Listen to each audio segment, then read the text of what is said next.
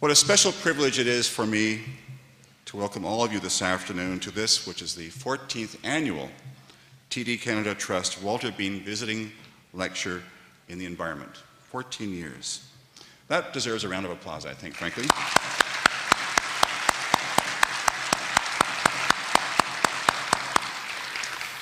This lecture has become one of the largest and most anticipated annual lectures on this campus. I'd like to take this chance to thank our good friends at TD Canada Trust for their ongoing commitment to the professorship and to the University of Waterloo. I understand there are 8 representatives from TD here today. I'd like to thank you, each of you, as well as your TD colleagues who cannot be with us today, for your tremendous support and commitment to this program.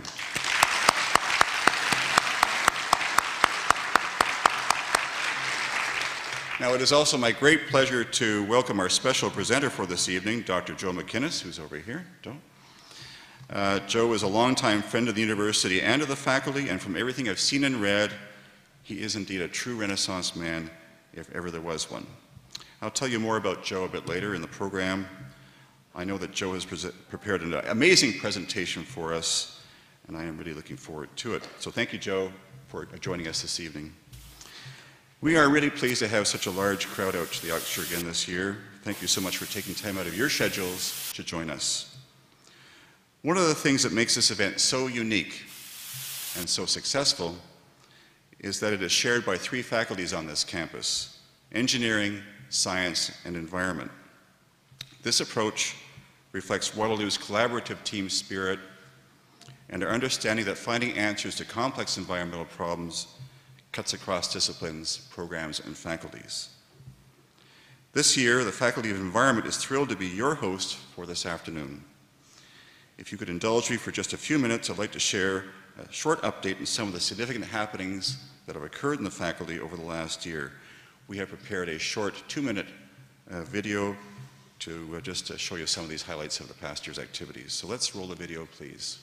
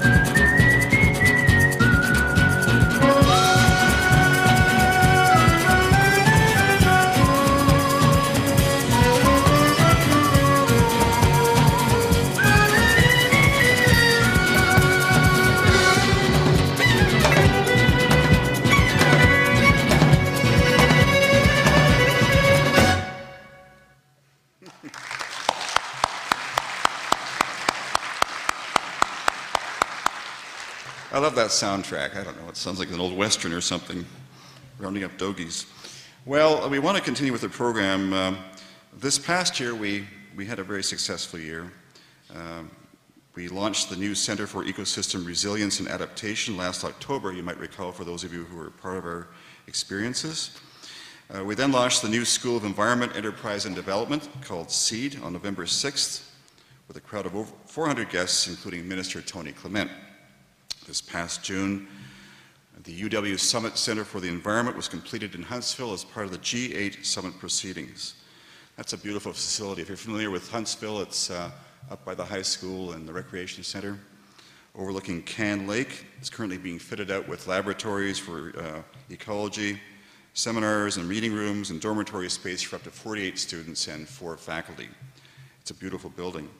We're going to use that building to deliver a variety of undergraduate and graduate short courses, block courses, to support research in the field, research in the laboratory as well, for university undergraduates and graduate students, but also people with whom we have an affiliation and do similar research across Ontario and the country. So it's a great place to be for us. We're very much looking forward to that. It's opening mid-November. As you saw in the video clip, we are also building a new Environment 3 building, the third of our buildings. This will be a really, really special building. That is a 52,000 square foot building, and it's cantilevered over Environment 2 on pillars. Each of those spans that you saw going up in that video, it took a day and a half to raise that steel. Each span was 70 tons, and so it was quite a remarkable civil engineering feat and architectural feat. So we really are quite pleased with that. It will be ready by March 31st. The building will be complete by March 31st. And we will spend next spring and summer fitting it out with furniture and AV equipment and so forth, and ready to use next September at the start of the fall 11 term. This will be the first LEED Platinum building on this campus, the first LEED Platinum building in the region, and one of only 16 across the country. So we're very pleased to have this standard applied to this building. And we're doing it because we're committed to environmental issues, obviously, solving complex problems and leading by example and walking the talk. And one of the ways to do that is to have a really environmentally designed, really well-designed building. Some of the key features that we'll have in that building is that it will be powered by solar energy, solar power. We'll have a lot of energy conservation measures in it, gray water collection and reuse, rainwater recycling systems, and high-efficiency lighting. We'll have a 2-story living wall in the new atrium for air quality, which will be connected to the HVAC system. We'll have a fully functioning green roof, a constructed wetland on the grounds beside it, high-efficiency washroom fixtures, and in-floor heating using recycled heat from computers. I'm not sure how they're going to make that link quite, but it's an intrigue. It must be a pipe or something, I don't know. Very, very interesting stuff. So that's been what we've done up to the past year. I want to now turn to the rest of the program, if I may. As many of you know, this year's TD Canada Trust Walter Bean Professorship took a tragic turn just 2 short months ago when this year's visiting professor, esteemed climatologist Dr. Stephen Schneider, passed away suddenly in July. Our friend Joe MacInnis graciously stepped in a few weeks later to prepare today's keynote lecture, which you'll see in a few minutes. I do want to spend several minutes right now to talk about Dr. Stephen Schneider and to reflect on the significant impact he had on me individually, as well as our faculty members and our students while he was here this past May for a week. Dr. Schneider truly embodied everything this professorship is about. He came to Waterloo and he enlightened and he challenged us, and boy did he ever challenge us. For those of you who are part of those exercises, you'll recall the dynamism of his presentations and his interactions. He spoke to numerous classes while he was here on campus. He listened to and critiqued grad student presentations and projects. He sat on a panel of climate scientists from across the university. He answered questions from community guests and gave a thought-provoking talk for a large gathering of high school and university students at Waterloo. He also met individually with academic leaders, and he inspired all of us with his knowledge, sincerity, and most of all, I think, his passion for the environment and for climate change. He was a brilliant scientist, truly one of the best in the world, but he had a way of speaking, soft and calm for the most part, yet he certainly got his point across. He made each of us understand, as he would make you if you were standing here right now, as we had planned, But the problem of climate change is not a problem that can be solved by scientists alone. We all have a personal role to play and a stake in what he so poignantly called in his book, The Battle to Save the Earth's Climate. We are extremely fortunate to have Stephen Schneider's wife, Dr. Terry Root, here with us this afternoon. Dr. Root is an esteemed scientist herself, a senior fellow at the Woods Institute for the Environment, and a professor in the Department of Biology at Stanford University. Her own work focuses on large-scale ecological questions, investigating factors shaping the ranges and abundances of animals, primarily birds. Terry, thank you so much for traveling from California to be with us this evening. Could I ask you to please come up and say a few words? Ladies and gentlemen, Dr. Terry Root.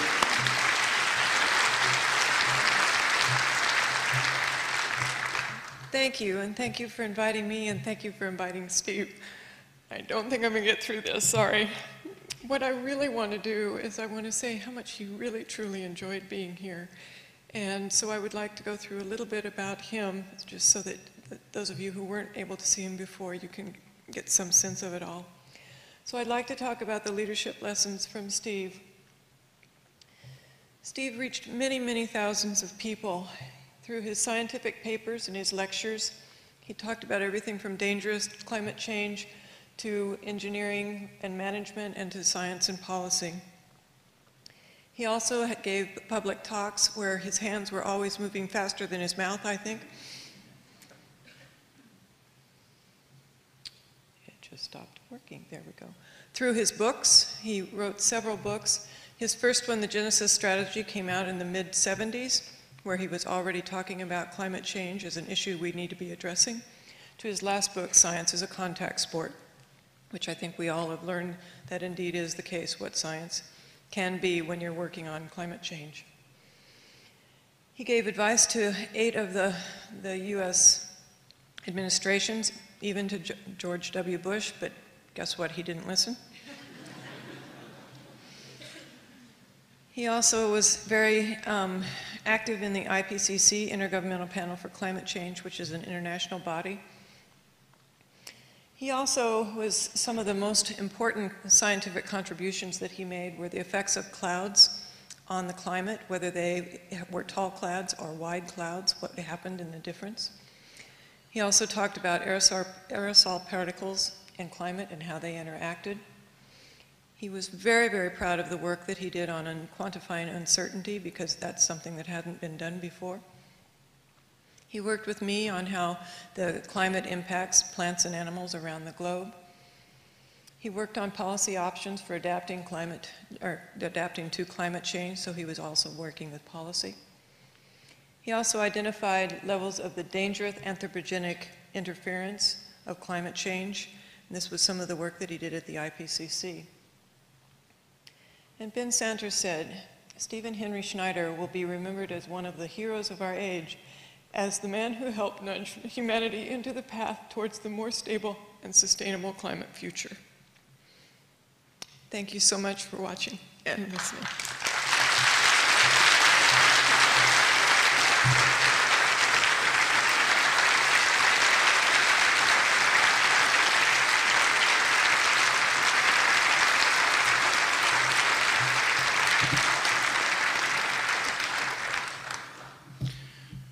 Thank you so much, Terry.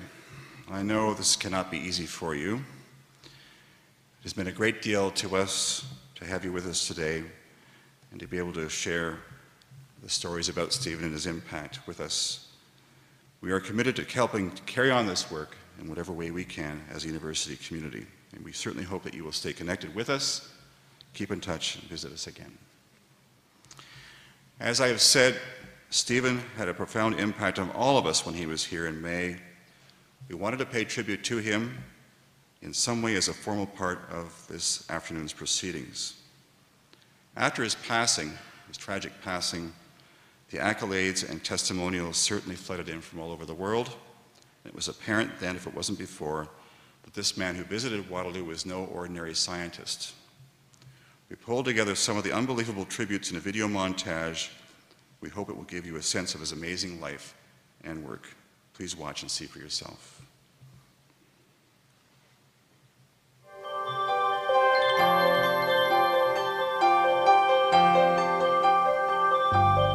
I got started actually in engineering and plasma physics, and was at Columbia, and in the 60s there were a couple of minor little political events took place there, and that got me energized in dealing with public issues. Then Earth Day rolled around. There was a talk from Barry Commoner, and he argued that pollution dust could make the world colder and greenhouse gases could make it warmer, and I didn't believe that. So no, it can't be at that scale. So I looked into it, and there was only one class at Columbia that people were teaching on that. So the fellow who was teaching it was the #2 person in charge of the NASA Goddard Institute for Space Studies. And he, after we worked together in this seminar, said, "I'll take a chance on you. If you'll take one on me, I'll give you a postdoc if you'll jump fields." So I did, and at that time, modeling the Earth's climate was something that had been done in about 3 places in the world, and there were about 10 or 15 papers worth reading. And that sort of was a lucky opportunity for me to be in the middle of things. And I learned about media and involvement in public issues back then. Nowadays, everybody's doing something about the weather, and nobody's talking about it. We could warm or cool, and that's cute, and people laughed just like that, and that was the end. And then I went back home to my lab, and I was still a postdoc at the time, and there's this article posted on the door of the map room, which is where the weather maps are. That's where everybody comes. This is the central place. And then stamped on it in a giant big stamp, bullshit. And of course, which was then used many times. And it was the article that Walter Sullivan from the New York Times wrote, because he was in the front row. I didn't know who the white-haired guy was, and he quoted that and so forth. And another thing that we, especially in the natural sciences, we really often make, to be blunt, fools of ourselves, going to Congress and so forth, and there's an economist sitting over here, and we'll make statements about policy really being absolutely clueless about the methods of what goes on. Policy analysis has a lot of discipline in it, and if we're going to talk about policy in the absence of understanding something about the nature of those sciences, then you don't help, often make it worse. So what we're trying to do here in the Aldo Leopold Leadership Program is 2 things. One, create a community of people of like mind so they can share that frustration and take it beyond frustration to doing something. And the second thing is learn the techniques. Learn how you communicate. Learn what communication is about. Learn that the audience, and knowing the audience, is more important than almost anything else, because you can't communicate with people if you don't know where they're coming from.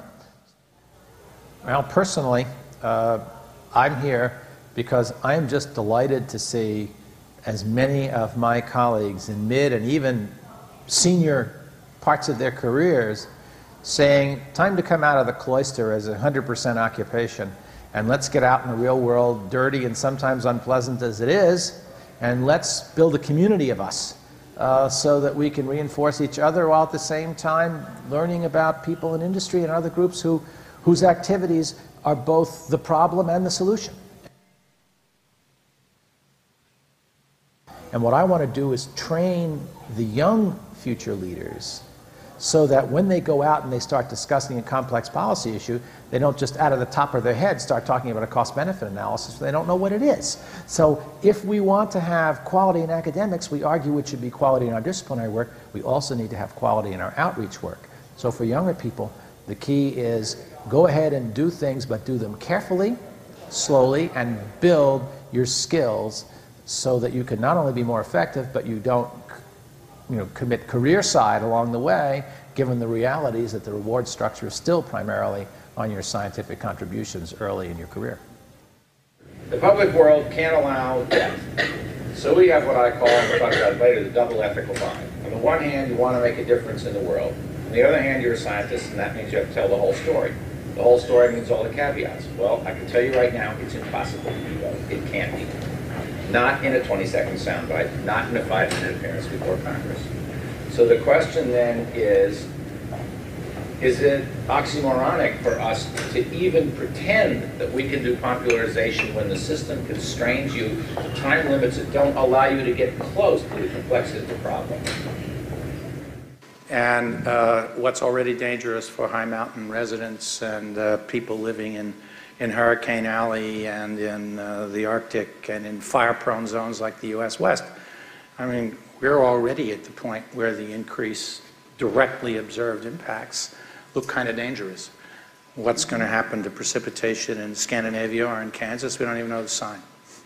So there's always going to be an argument about what that means. And they take a look at how long it takes to replace energy systems and the political will needed and the investments, and they say, no way in 10 years. So it looks like 2 degrees is a heroic effort. So they picked a number that both have made some scientific sense in the impacts and at the same time looks like it's politically at least tractable with hard work. Not a bad idea. I just wanted us to remember that there's not automatic on that. Here's the problem. There's still 30% of humanity responsible for a few percent of world emissions, called the poorest of the poor. IPCC and others have shown that they are the most vulnerable to change because they have the lowest adaptive capacity with the least developed economies. They're the ones who are using bad energy systems, very inefficient, and need to do leapfrogging, not just China, India, Indonesia, Brazil, Mexico, and South Africa, but they have no horse to ride other than the UN framework process. So what I've been personally trying to do is advocate that if we're going to do this split into the coalition of the willing emitters, we also are going to have to still retain somebody who's going to take a look at the primary victims of the fact that most of the rich use the atmosphere as a sewer to get richer and are not helping the others. So I don't think the process is dead. I mean, it's just very, very slow to get progress because you've got, developing world saying we're going to hold the planetary sustainability agenda hostage to our notion of equity, and the rich countries saying we're going to hold the planetary sustainability agenda hostage to our notion of consumption. So we got a planetary sustainability train wreck. The signs of trouble, like intensifying hurricanes and increased percentages of wildfires and rapid heat waves and decreasing cold waves, despite one, Washington snowstorm means nothing, are happening at the rate or even faster than projected. So there's still a very deep concern whether the US media or Congress recognize it or not. If we do it cooperatively and get companies in China and the US, for example, to actually share profits and patents with little government funding to help the Chinese get over the hump, I think we can come up with a win-win. But to do that, we first have to have trust. Trust happens when you have understanding and negotiation. And the fact that the US refuses to do anything inside of Washington to, account for it being the largest accumulated historic emitter, this is just poisoning the waters. And it's largely the US Congress which defines the national interests by the special interests in their district, and the planetary interest isn't even on their radar screen. So what I try to do is live my lifestyle as best I can. And if we had implemented proper climate policy, it wouldn't be so necessary. So for the moment, there are probably a few thousand of us who are still stuck on those airplanes, destroying our health and not helping the planet's health, but at the same time hoping that what we're able to convince people to do will save more than we're wasting in the process. But I will never know empirically whether that's true. Just like It's a Wonderful Life. Remember when the Christmas movie with Jimmy Stewart, when he decides to commit suicide and they show how the world was different without him. We're not going to be able to run It's a Terrible Life on climate change with what happens with or without us. So all we can do is the best job we can of trying to convince people that we don't have much time left. You would cry, so just look at them and sigh. And know they love you.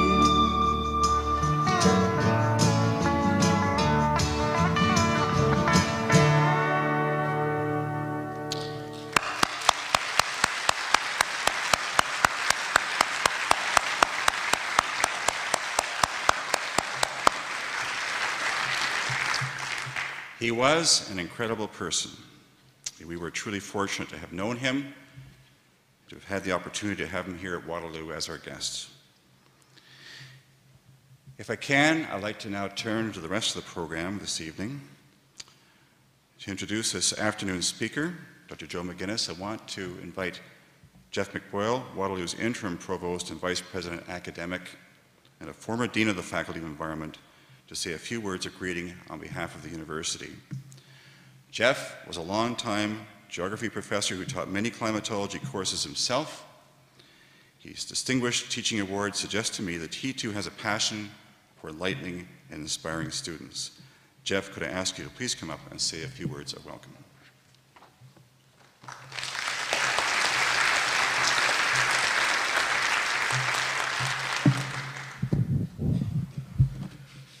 Thank you for that introduction, Mark, and good afternoon, everyone. On behalf of the University of Waterloo, I would like to welcome you all to the TD Canada Trust Walter Bean Lecture event. Thank you all for coming.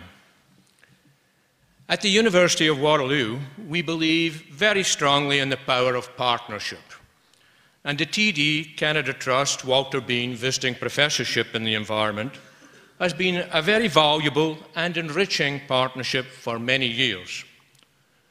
The professorship provides our campus with an opportunity to be inspired by outstanding leaders in a variety of environmental fields. The visiting professors work with UW faculty members and students to enhance teaching and research programs at the university. The professorship seeks to promote Walter Bean's legacy of community involvement and commitment to youth, education, and community. Walter Bean's values are shared by this university, and on behalf of the University of Waterloo, I would like to say thanks to the family of Walter Bean for their participation in this great legacy. I would also like to thank TD Canada Trust for their visionary support of this initiative.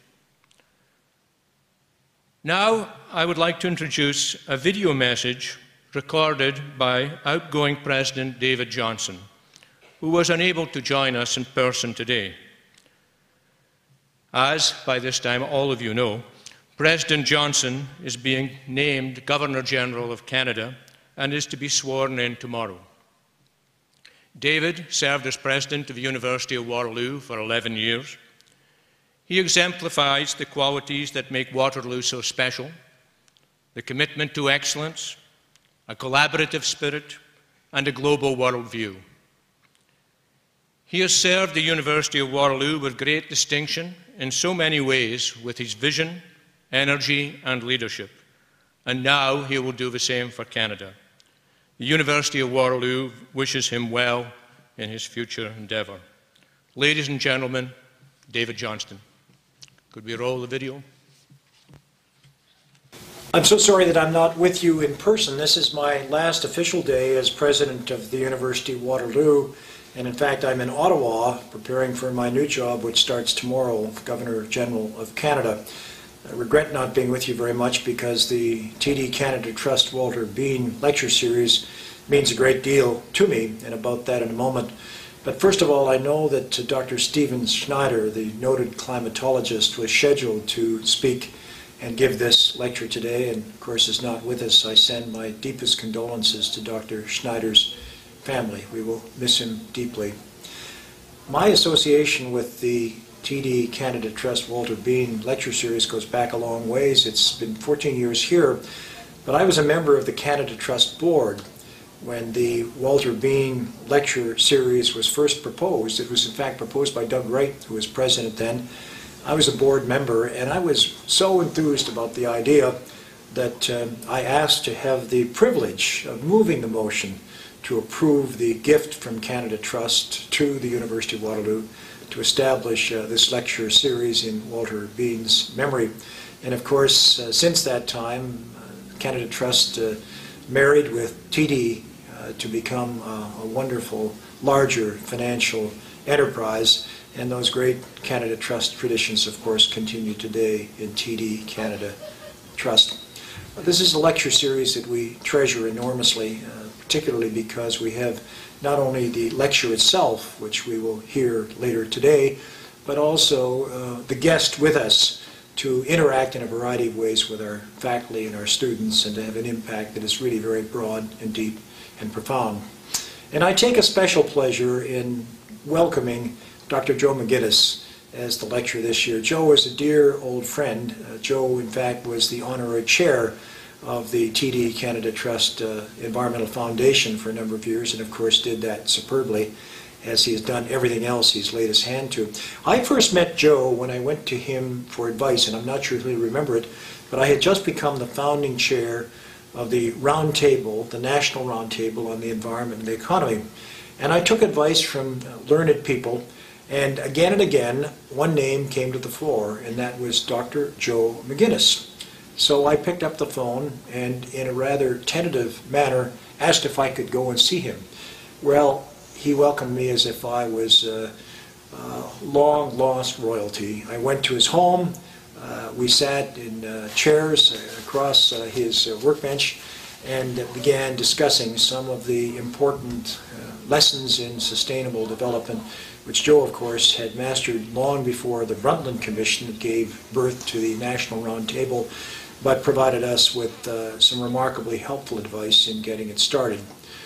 All of you will know Joe for his work in the discovery of the Titanic. He was the first Canadian to visit the Titanic, and more recently his lectures and his analysis of drilling in the Gulf, and I believe he'll be telling us something about that in his lecture today.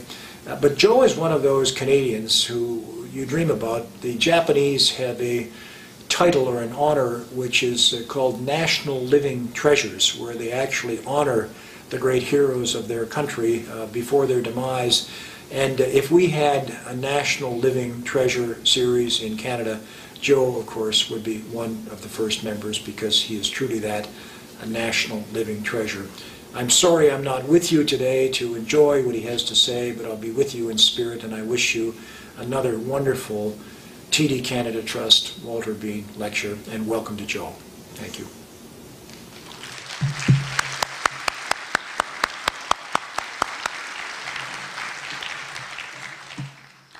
Now there is an inspired choice for Governor General, I think. He will do well.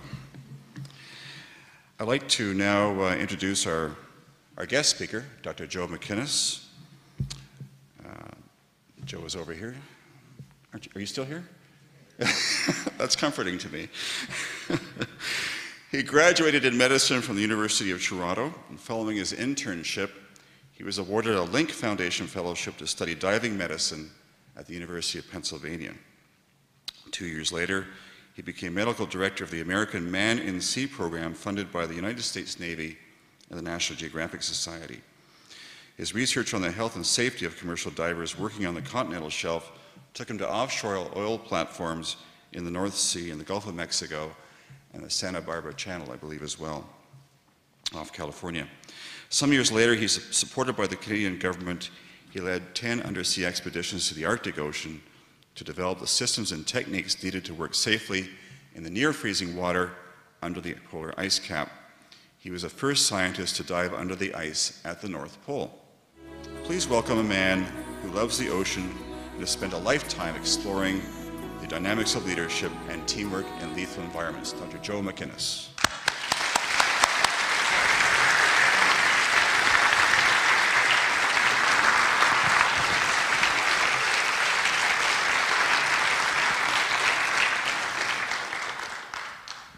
Thank you, Mark. Hi. Look, I got to say this. In a room full of such intellectual firepower, I have to make a confession. And that is that I'm not as bright as Mark would have you believe. When I was at that big, grim university in downtown Toronto, I struggled with a number of my subjects. I had problems with anatomy, physiology, biochemistry, surgery, medicine. I'm happy to tell you that I graduated in the upper 94% of the class. Am I going too fast for them, do you think? Is this too fast? If you're having problems with a concept, I graduated in the half of the class that made the upper half possible. It's a stunning honor for me to be here on this stage for a whole lot of reasons. The first are the kind words from future Governor General, a man, by the way, who is about to find out that he has more friends than he ever knew, all of us wanting to have dinner in Rideau Hall. But what a choice, because here is a man who has all the great leadership qualities, including optimism, incredible ability to communicate. So I'm thrilled, and so the country is so fortunate. And Mark, it's quite wonderful to be in this room and to see the accomplishments, the achievements of the Faculty of the Environment over the past year. And when I look at that, I get the sense of what I call team genius, which is a leadership quality, which I'll come to later. But those accomplishments for the Faculty of the Environment did not happen by themselves. They happened because a whole lot of people got together and solved a whole lot of very serious problems. Where are the Canada Trust people? They're here. You guys are good, you know, for a whole lot of reasons which have already been spoken. But I had 6 years with the Friends of the Environment Foundation, 6 years as the chair, and boy, it was a glorious period of time for me. I had the chance to travel around the country and meet people who were really doing terrific things on behalf of the natural world, from Newfoundland to British Columbia, from cleaning up rivers to supporting raptors to building forests. It was an amazing experience for me. And it gave me some insight into a real quality that Ed Clark has. Ed was very much involved, this strategic imagination of his. He is a great leader. He's the guy who runs the bank, and a wonderful kind of broad spectrum thinker. But the real thing that really shook me, Terry, where's Terry? To be here, you know, and to see that, I'm so moved. Because obviously, Stephen represents the best of leadership, and we'll come a little bit to that later, but bless you for your courage to come here, and that was a moment. Okay. It is always an honor for me to be in the company of people who understand that the real assets of a well-lived life are not just in bank accounts, excuse me, or real estate, but the real assets of a well-lived life are in intellectual capital, in ideas, in innovation, in achievements, in enthusiasms, passions, values, and an attempt to make this a better planet. And so what I'd like to do for the next few moments is to explore a relationship that I'm still trying to understand between the ocean, the Gulf of Mexico, and leadership. And to get there, I'm going to talk a little bit about my own long and still emerging relationship to this thing called leadership. As Mark mentioned in the introduction, as a young physician, I was very fortunate. I was the medical director of a company called Ocean Systems. It was the largest underwater engineering company in the world at that time. And as medical director, I was responsible for the health and safety of some 100 divers in the North Sea, the Santa Barbara Channel, and in the Gulf of Mexico. And they were young, hard-working, hard-drinking guys who every 2 weeks would go out and spend 3 weeks on an offshore oil platform in the Gulf of Mexico, for example, working on the blowout preventers and the pipelines. And then they would come home and celebrate. I got to tell you that some of my most difficult health and safety moments came at 2 o'clock in the morning, trying to wrestle these guys out of the bar to get them to the crew boats first thing in the morning so they could go to work. It was very difficult and dangerous work. They were breathing oxygen helium mixtures. They were diving to depths of 400, 500, 600 feet. And during that period of time, I treated decompression sickness, gas embolism, blunt force trauma, hypothermia. A few times I saw faces hardened with death. And during that period, early in my career, I came away with such an enormous respect for the forces of the ocean and how quickly they could tear apart the human body that I earned what I call my PhD in fear. And some of my friends, some of my colleagues gave me a nickname, Charlie Tuna, Chicken of the Sea. It was a time when I understood something about making decisions in high-risk moments, serious, quick decisions in high-risk moments, but I didn't know very much about leadership. Some years after, I was very fortunate, supported by the Canadian government. I led 10 expeditions up into the Arctic Ocean. Our focus was to develop the systems and techniques that would allow scientific and military divers to work under 6 feet of ice, that's 2 meters of ice, in waters that was near freezing temperatures. And over a period of time, we did some 600 dives in a whole lot of places, but from the Mackenzie Delta to the Northwest Passage to Baffin Island. And we were very lucky. We had some fine achievements. We built the first undersea polar station. We discovered the world's northernmost known shipwreck, and we, as Mark mentioned, made the first science dive under the ice at the North Pole. And looking back, I have to say that we were successful, not because of my brilliance as a leader, but because of the 5-star performance of my crewmates. They were amazing people. Scientists, biologists, and I was an accidental leader. I was making it up as I went along. I knew some of the traits of leadership, and I was good at them reasonably, and some I was not good at all. So, being fully aware of my lack of knowledge of this critical area of human behavior, I decided to commit myself to the study of leadership and teamwork in life-threatening environments. It was the time that the Titanic was just discovered, and I found myself working with the men whose machines, and the men and machines that were exploring 2 and 3 miles below the surface of the ocean. And I made my first dive to the Titanic in a French research sub, launched off a French oceanographic ship. And by the way, if you ever go to sea on a research sub, don't go with anybody except the French. These are not research ships, they're floating wine cellars. I had the good fortune to work with the Russian Academy of Sciences and make a 3-mile dive in the North Atlantic, a 2-mile dive in the Monterey Canyon, and my second dive to the Titanic. And recently, as Mark mentioned, I've had the good fortune to work with Jim Cameron, who we'll talk about later, on Jim's last 2 major expeditions for the Discovery Channel and for Disney. And spend months at sea with him on those expeditions, looking at the way the teams interact, who are the leaders within the teams, why are they successful, and it's been an extraordinary experience for me. My leadership interest has taken me to a number of areas. I've been many times to the Johnson Space Center to work with astronauts preparing for their next mission. Next week, I'll be on a Canadian Navy frigate in the Caribbean Sea.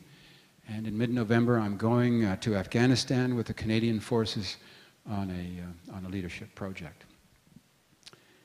Well, why do I study this? For a whole lot of reasons, but one of them is that I believe, as Stephen believed, is that if we are to navigate the environmental choke points that are right upon us, we need to understand leadership and teamwork. And I have this list I call the 21 blind assassins. You're all familiar with them. Water shortages and drought, food shortages and famine, species extinction, the climate crisis, the ocean crisis. There's this long, long list that we're facing. And it seems to me that, yes, we look at them through the lens of technology, and we look at them through the lens of ecology. But one lens that's crucial in solving the problem, and Stephen alluded to it, is the lens of behavior.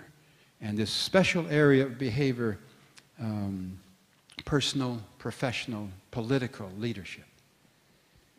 Now, it is very interesting, Terry. I was sitting there watching the video and thinking, wow, there are 12 leadership traits that I have come up with in this little odyssey that I'm on to try to understand its nature and I'd like to list them to you now. But as I do, it's clear to me that Stephen had all of them. Here they are, and I'll do it slowly. Of the 12, here are the 12. Some are writing. This is a good sign. Cool competence. Powerful presentations. Physical toughness. Mental resilience. All great leaders have these first 4 qualities. Also the second 4. Strategic imagination. Hot zone humor. High empathy communication. and enduring trust. And the final four: fierce ingenuity, team genius, resolute courage, and warrior's honor. Now, if you have 4 or maybe 5 of those qualities, chances are you're a pretty good leader. If you have 8 or 10 of them, chances are that you're a really good leader, and I want to talk to you after this presentation. In fact, I want to have my picture taken with you.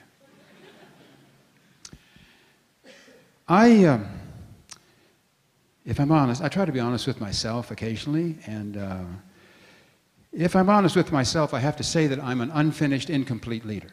And there are many reasons for this. One of them is that I have this extraordinary concern for the safety of my crewmates. There are many examples of this. Here's one. I made my second dive to the Titanic, and as I mentioned, in the Mir submersible. You saw them in the first video there. They go to 20,000 feet, 6,000 meters, carry 3 people. And I was the co-leader of a $5 million expedition to film the Titanic in the IMAX format. We had the academic Keldysh, which was the world's largest research ship, which we chartered from the Academy in Moscow. And we had the 2 Mir submersibles. And most importantly, we had a team of 130 really talented individuals from a full range of science enterprises.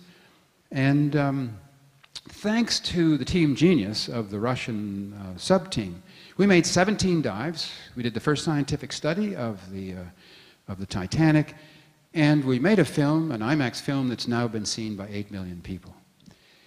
During one of those dives, I found myself in the radio room when we lost contact with the 2 Mir subs. Now, we're on a ship. They're 2.5 miles below us in the wreck somewhere. And for the first time in 6 years, we can't get any radio contact with them.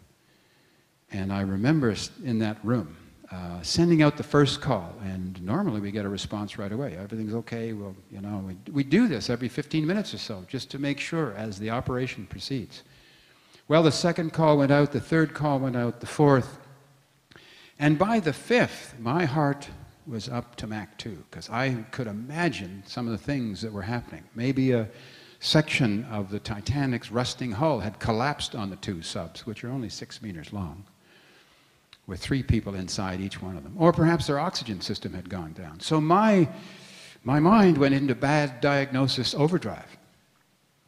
And then I looked up and saw every eye in the room looking at me as the leader for what should we do next. So I thought, oh boy, let's think about this for a moment. These sub-pilots are the best in the world at what they do. We've got to trust the team and the technology, so if they're going to solve the problem, they will, or they will call on us for help eventually. And when they do, we have to be cool and we have to be competent. So I eased my finger off the panic button and waited, put on my leadership face and waited. Waited 10 minutes. It's the longest 1.5 years of my life.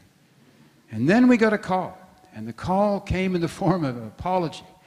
They had driven the subs underneath the overhanging stern of the Titanic. They hadn't realized that the overhanging stern was in the way of the ship, and they couldn't, their signals, and they were so intense on what they were doing, trying to photograph the Titanic's propellers, that they lost track of everything except what they were doing, and so they came out apologizing, and whoa, we felt totally relieved at that. A few weeks ago, I went down to the Gulf of Mexico. I went for 2 reasons. One, to see if the impact on one of the coastal communities, and 2, to look hard at the performance of the group of men who helped solve the problem and cap the well. My first stop was in Grand Isle, Louisiana. It's a 5-mile-long sand spit of an island in the Mississippi Delta. It's 1,500 souls live in small wooden houses on hurricane pilings, and they make a good living from the sea as shrimpers and fishers and charter boat captains. As I drove into town, there were hand-painted signs on both sides of the road saying, "Give us our beach back, BP," and "How the hell are we going to feed our kids?" The marinas were empty, and down at the beach it too, was empty except for guys wearing orange vests and white hazmat suits.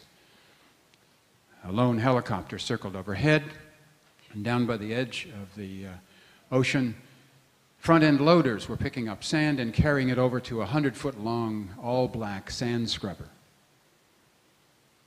I spoke to a shrimp fisherman. He told me that the oil had gone deep beneath the surface sand, and there was no way they were ever going to get it all out. I went down to the edge of the Gulf in the evening as the sun was going down, and I tried to imagine what it was like out there about 50 miles where it's 5,000 feet deep. Of course, it's lethal to human beings. It's forever dark. There's no oxygen to breathe. The temperatures are near freezing, the water temperature down there. And of course, at that pressure, the pressure bends steel. And last April, as you all know, when that well broke open and oil started thundering out, it created a toxic killing field that took the lives of trillions of creatures, from whales to sharks to big fish, small fish, larvae, and plankton. And when it reached the surface and spread out at one point, covering an area almost the size of Lake Ontario, it blew a black hole in the livelihoods of thousands of people along that shoreline. And I stood there and I thought, oh boy, if I'm honest with myself, I have to recognize the fact that I'm complicit. All my life I've been using fossil fuels to heat my house, drive my car, fly in airplanes, and if the truth be known, I'm a hydrocarbon addict. I'm trying to recover, I'm trying to kick it. I ride my bike, I walk, I take the subway in Toronto, I drive a hybrid car, but I still leave a large hydrocarbon footprint. And I stood there and realized that the oil was on that beach in part because of me. And I tried to imagine that burned out billion-dollar oil rig lying on its side in the sediments out there, 5,000 feet. It struck me that perhaps the horizon is the Titanic of this century. Here we have two multi-million-dollar vessels with fail-safe technology and highly trained people operating them. We have senior officers and officials making serious mistakes and decisions and shortcuts that cost lives and sent the vessels to the bottom of the ocean. In both of these disasters, there is ignorance and arrogance and creeping complacency. Well, every dark story has some good white hats and good guys in it, so the next day I went to Morgan City to meet them. And I went to a company called Oceaneering International, and Oceaneering is the company that runs those ROVs, as they're called, remotely operated vehicles that you all saw on television. And I spoke to the intense, soft-spoken pilots of the machines. They showed me their machines, by the way. They're about the size of a compact car, $5 million a piece. They've got a spectrum of, constellation of lights, 5 cameras, including an HD camera, thrusters. But their main feature are these 2 mechanical arms that can push and pull and twist and grab. And they are flying toolboxes. And they perform hundreds of tasks underwater, operated from the surface, but deep, a mile below the surface. Hundreds of tasks, from inspection to cutting pipe to bolting flanges together. The guys are very interesting, the pilots. They're all in their 30s and 40s. They're from Mississippi, Texas, Louisiana. They're the kind of older version of video gamers, except they're much more than gamers. They are technical troubleshooters. These are self-taught engineers who know every humming inch of their electrical, mechanical avatars. They can fly them, and they can fix them in their sleep. They operate in a world with a considerable risk. In the summer, the temperature in the Gulf of Mexico is flamethrower hot. The humidity is like breathing soup. These guys are surrounded by heaving decks and slippery stairwells, overloaded cables, and overheated generators. Their machines are constantly attacked by seawater and corrosion. And they have thousands of electrical connections and 3,000 volts trying to get out and find a soft pink body. During the 3 months that BP had this problem, these guys, there were 50 of them, 50 pilots, about 16 machines, 24/7, non-stop. And on 12-hour shifts, they flew 15,000 hours. They were involved in almost every single task that occurred underwater as the kind of eyes and the ears and the hands for the BP managers. For the exhausted engineers at BP, these guys, the flying toolbox teams, were the 5th Cavalry flying in on rotating propellers. And they embody a leadership quality, team genius, which I mentioned earlier, which is the mastery of fast, elegant, shared solutions to overcome seemingly impossible problems. I'm going to do something a little bit different here. I think instead of waiting till my presentation is all over, I'm going to save a nice story, and we're going to have, if anybody's interested, a couple of questions. Anybody interested in a question on the BP side, or? Yes. Yes. Okay. Okay, the question was dispersants on the environment. A lot of dispersants were used. I don't know how many thousands of gallons. And for the first time ever used underwater, near the wellhead they were, and some of these guys did that. So we just know that it's, so many people said not to do this. And as with the future of the Gulf, nobody's going to know for a year, 2, 3 years, the health of this, the 9th largest body of water in the world. It's a big question mark. A lot of science is going on now. Organizations like Harbor Branch, Gulf Coast institutions, Woods Hole, they're all now trying to assess the health of the patient. And the dispersants were not a good thing. Should not have happened. It's the consensus. Any other questions? Just a couple? Yes.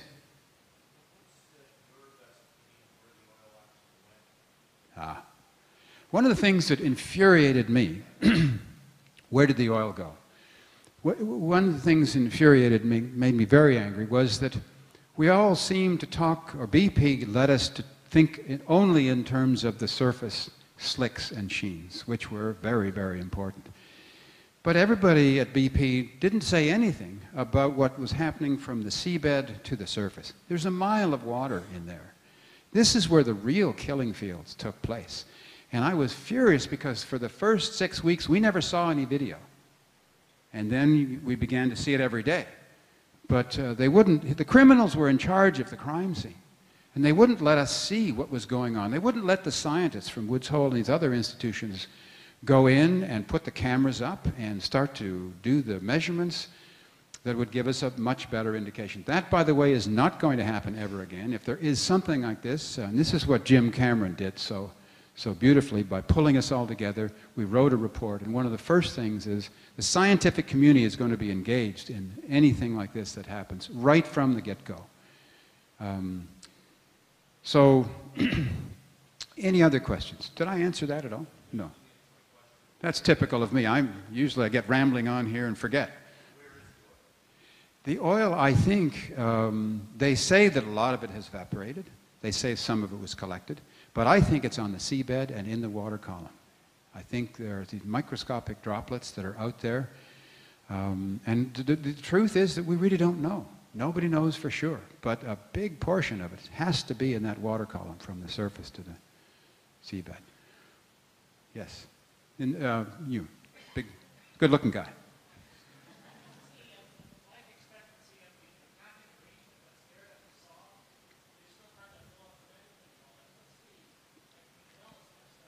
Well, I don't know whether you heard, but they ran a relief well in and they killed it from the, it's called they did a top kill and then they did a bottom kill as well. So effectively, They went into the casing down below the seabed and they cemented it in there, so it's been killed from the top and the bottom. So what happens now on the top is, in a sense, irrelevant. It's been killed down below. Yes?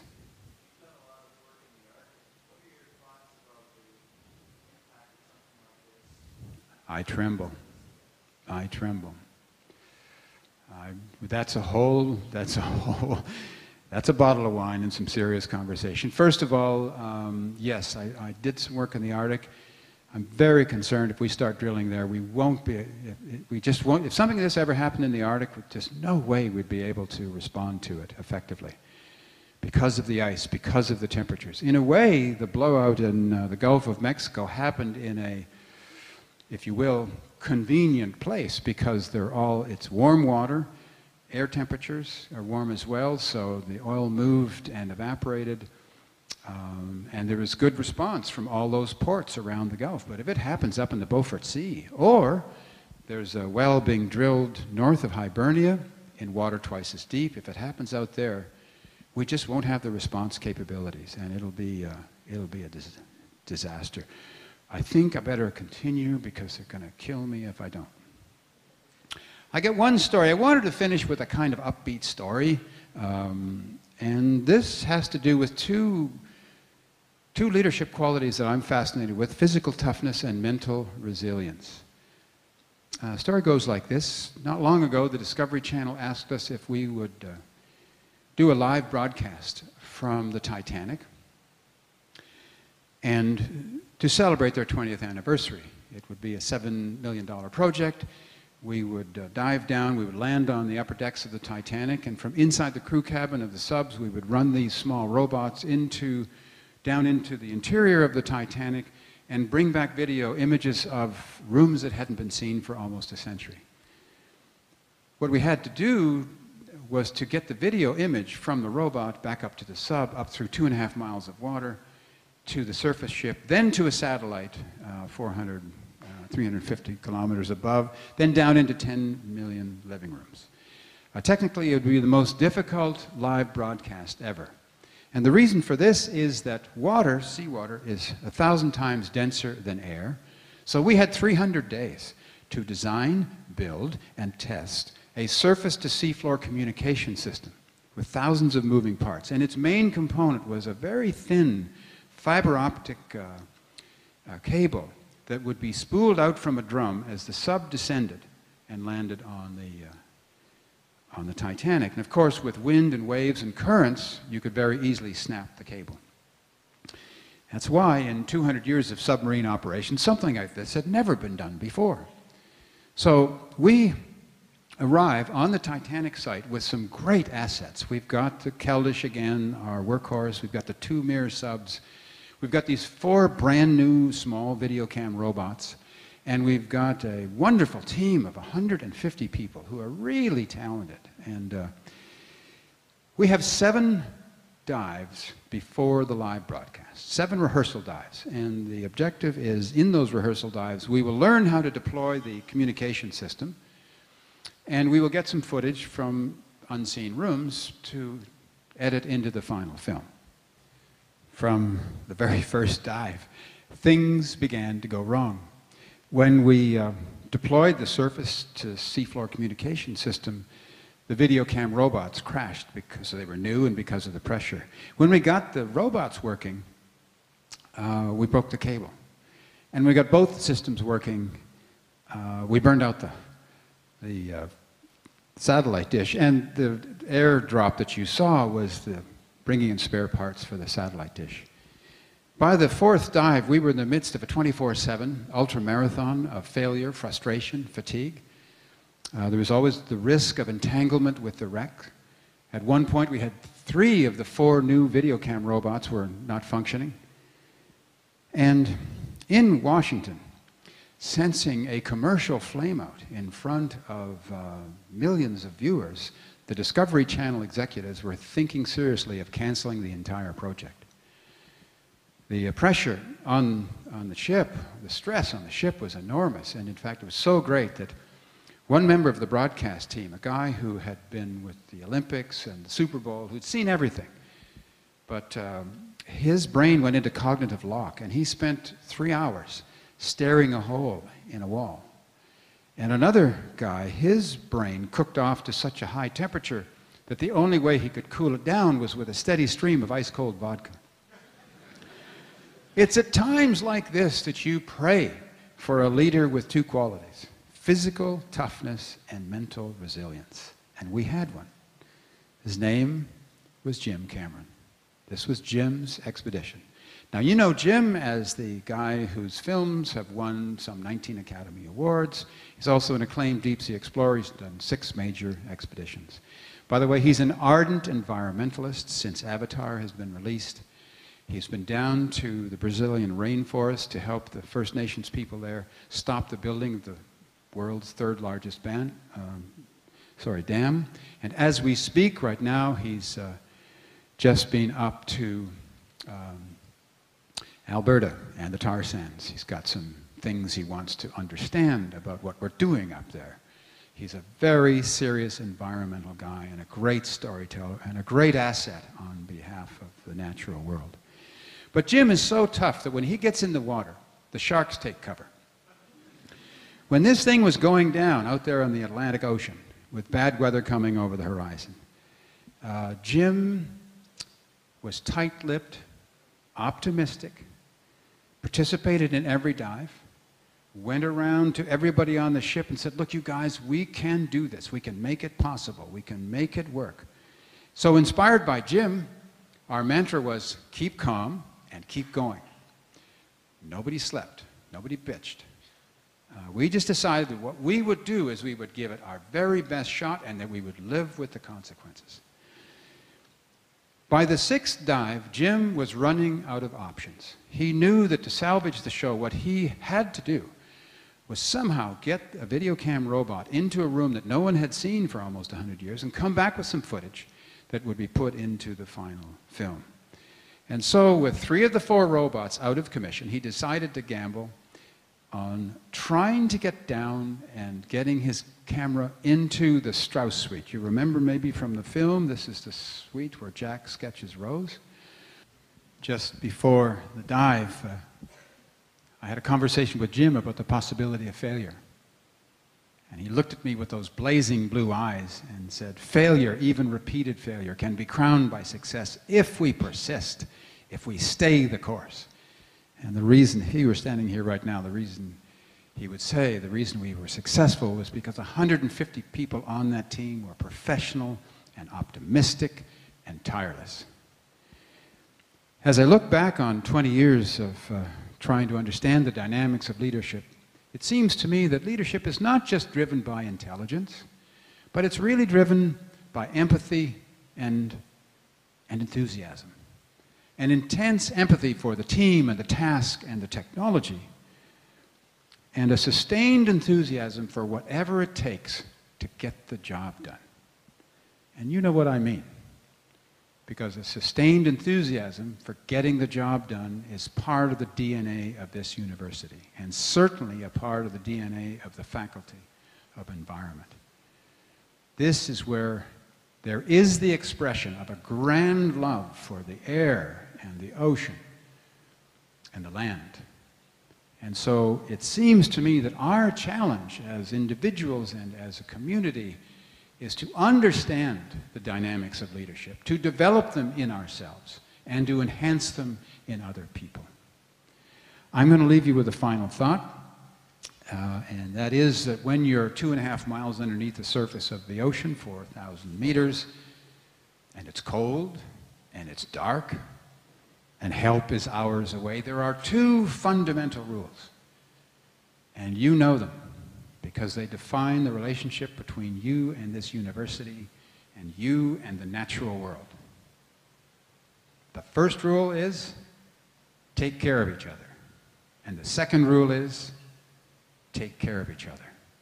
It's been a pleasure speaking to you.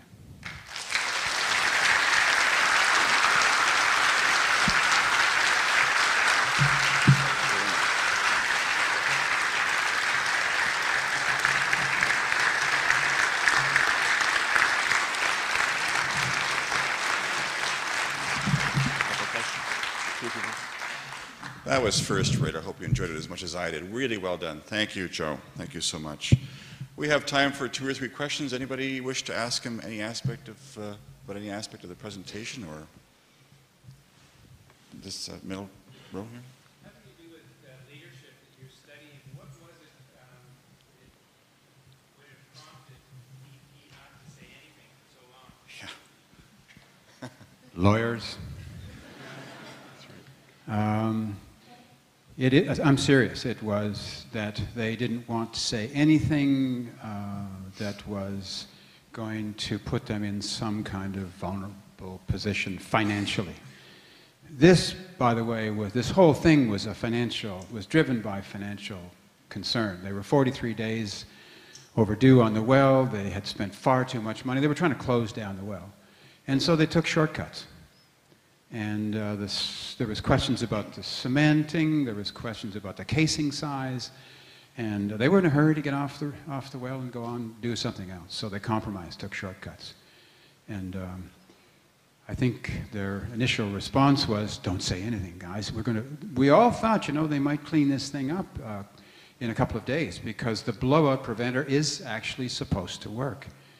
And now that it's up and people are taking a look at it, it's been recovered, it's on the bottom, including the FBI are looking at that blowout preventer, trying to find out why didn't it work at that time. So but I've never seen anything surrounded by so many lawyers as this one. This chap here. You read in one of our classes an article about recently found oil on the seafloor. Yes. If there is found in this found frequency for BP, so what can companies do to clean that oil? One thing, that's a good question. He's asking about oil on the seabed in the area. There is, by the way, naturally occurring oil on the seabed of the Gulf of Mexico. Oil seeps up. And in fact, there are some extraordinary communities of life that are dependent and related to this. So in terms of where it is and cleaning it up, I don't think anybody knows right now. It's so difficult to operate a mile down there with subs or with ROVs. So I think what's going to happen is that if the oil is on the seabed, it's probably going to stay there and be decomposed by the bacteria that work on these seeps. One more question.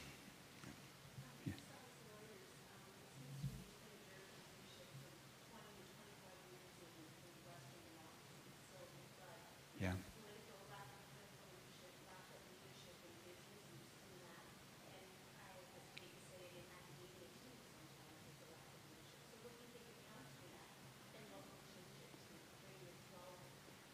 That's a very good question. I think it's. Can you repeat the question? Yeah, the question is, we've got a lack of leadership in all levels of society. How do we improve that? I'll pitch the question here. We're at a university. Is leadership taught anywhere in this university? The answer is probably no. Because for all of us, we become accidental leaders. We are in business or in academia. We kind of learn by osmosis, by example. And when I finish this book, one of my ambitions is to come back here and say, look, could we have a little place where leadership is actually taught? I mean, it is a behavioral thing that has a nature and dynamics, and maybe people would like to know. And my 12 traits, by the way, are just mine. There are others, I am sure. But it's a very good question. I think leadership, there should be places that you can go to and learn about leadership. And I'll say this very quickly.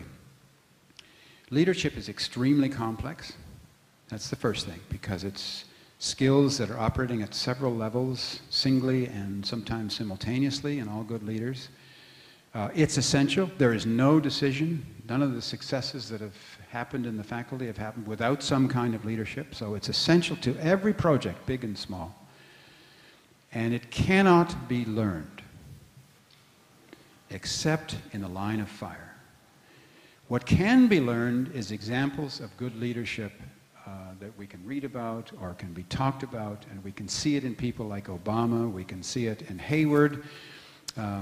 As a poor leader, this guy from BP, was that Was that a junk shot on leadership? I mean, he was amazing. The positive side was Commander Allen, who was Coast Guard. He was a great leader. So it's all around us. Just take a look at it, try to learn about it. Thank you. All right.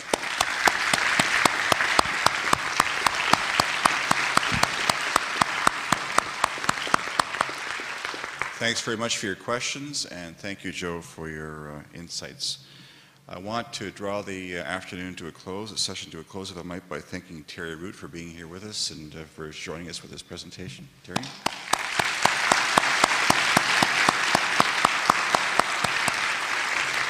I'd like to thank our colleagues at TD Canada Trust very much for their support. 14th year of this program. Thank you, guys.